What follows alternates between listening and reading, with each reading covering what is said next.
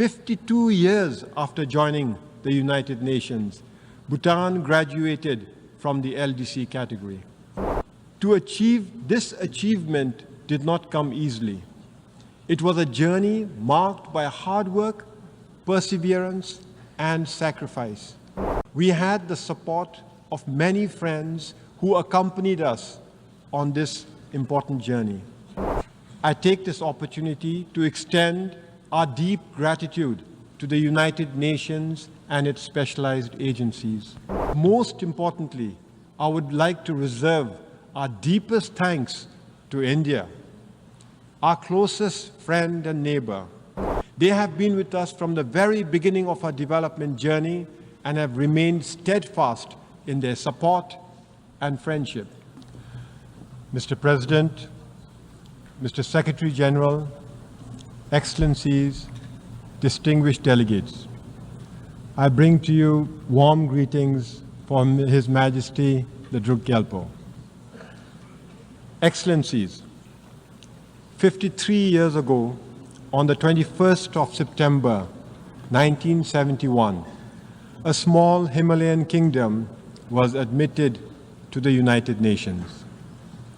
On that day, after centuries of self-imposed isolation, Bhutan became the 128th member of the United Nations.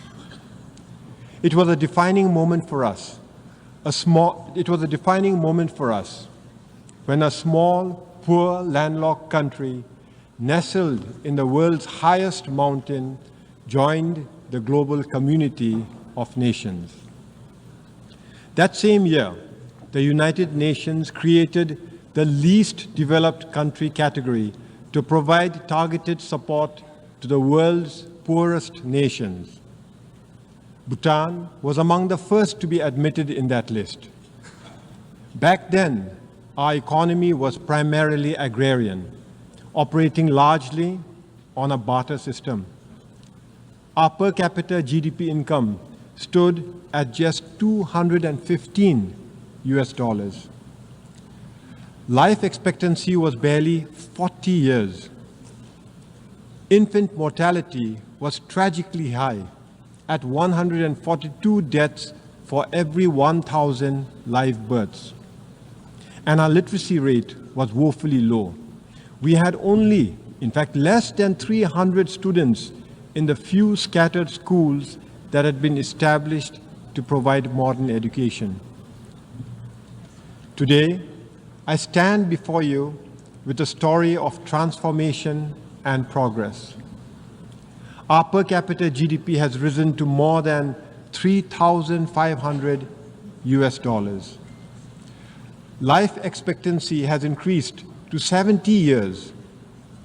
Infant mortality has plummeted to 15 deaths per 1,000 live births.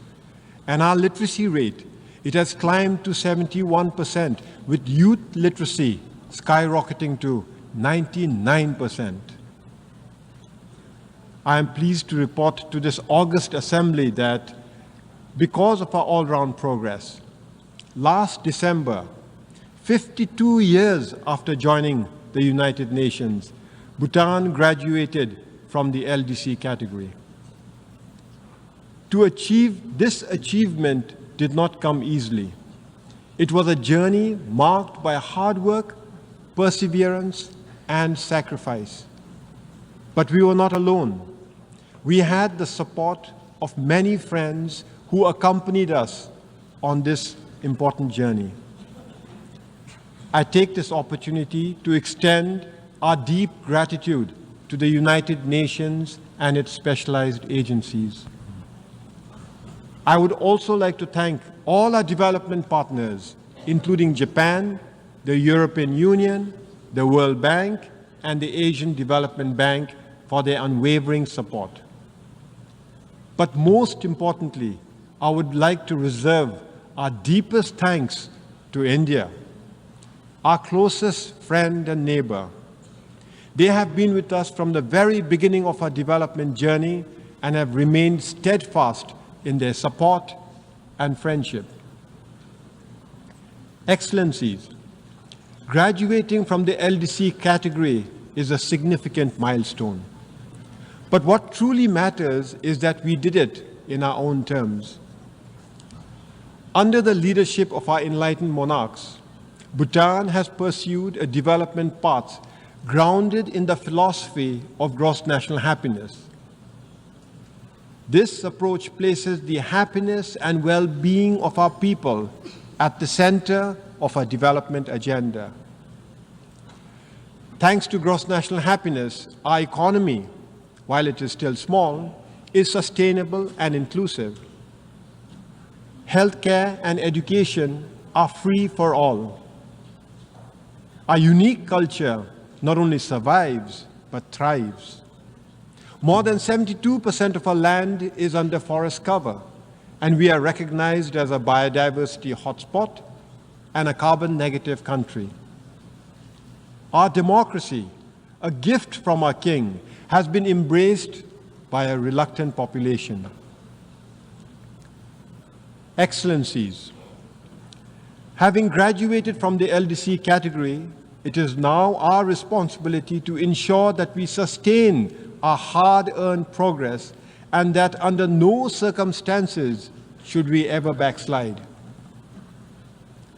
As we chart a new course for the future, we are faced with new challenges, particularly those arising from our weak economy.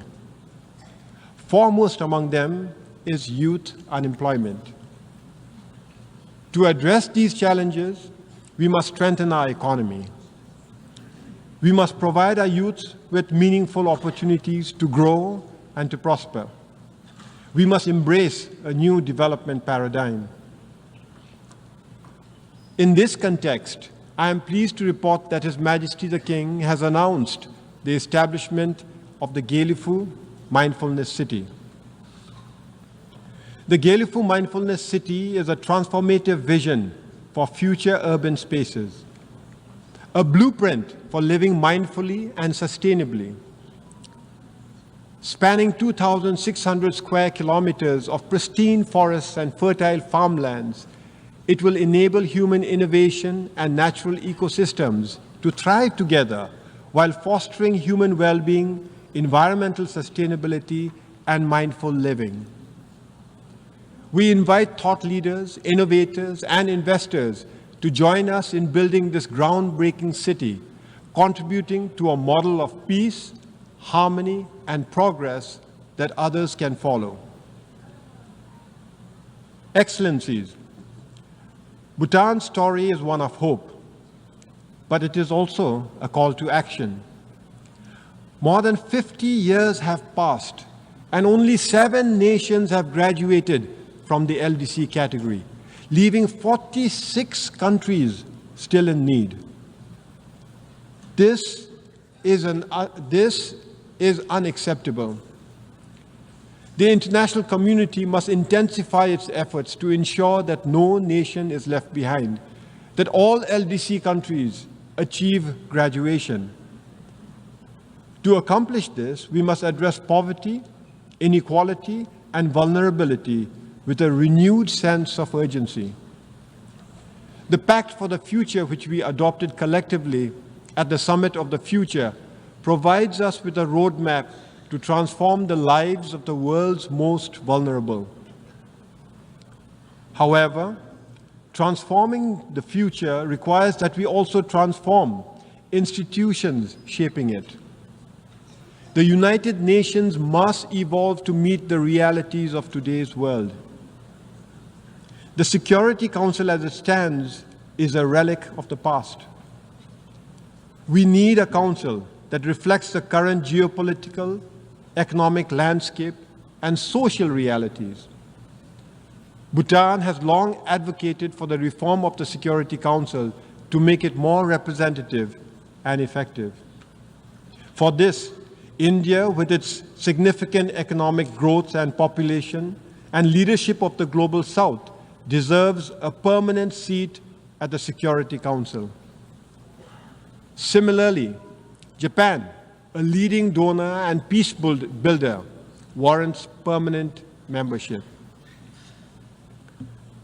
Excellencies, in conclusion, let me reiterate our deep gratitude for the support we have received on Bhutan's journey to LDC graduation. Now we are committed to sustaining this progress, but we will need your continued support. In this regard, we invite your support and investment in initiatives like the Gelufu Mindfulness City. However, as we celebrate Bhutan's progress, we must also intensify our efforts to support other LDCs, ensuring that they too can achieve graduation.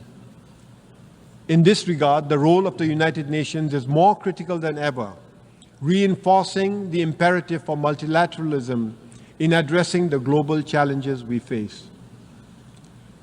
As we look to the future, I have the honor to close by repeating a profound message from His Majesty, our beloved King. I first did so 7 years ago, and I repeat, no nation today can stand alone in achievement. Time is slowly telling us that there can be no lasting individual success without success as a community. And there cannot be lasting national progress and success if it does not fit into a future of global peace, harmony, and equality. The world must progress together or fail together. Thank you, and Tashidile.